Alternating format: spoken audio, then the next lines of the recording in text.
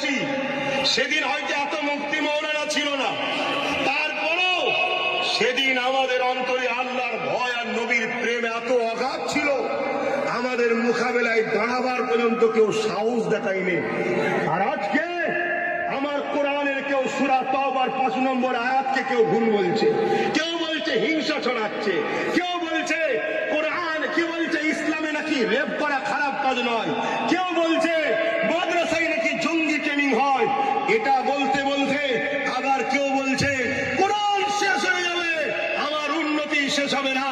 এরা এত বড় বড় কথা বলার সাহস পাচ্ছে একটাই কারণ, আমরা এদের কাছে বিক্রি হওয়া গোলাম হয়ে গেছি। তাই এ যুবক, ওঠো, দাঁড়াও, এদেরকে বুঝিয়ে দাও আমরা সালাউদ্দিন আইবির উত্তরসূরি, আমরা খালেদ বিন ওলীদের উত্তরসূরি, আমরা ওমর ফারুকের উত্তরসূরি।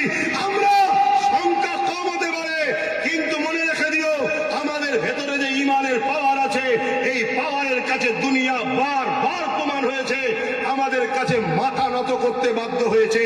যে সালাউদ্দিন আইবির কথা বলছিলেন, একটা কথা বলে যায়, আজকে যে মসজিদে আকসা বেদখল করে নিয়েছে জালিমরা, ওই মসজিদে আকসাকে একদিন সেলিবিয়া সৈন্যরা দখল করেছিল। 4 লক্ষ সৈন্য দিয়ে মসজিদে আকসাকে ঘিরে রেখেছে। আমাদের সংখ্যা ছিল মাত্র 12,000। সালাউদ্দিন আইবির নেতৃত্বে এই 12,000 সৈন্য নিয়ে মসজিদে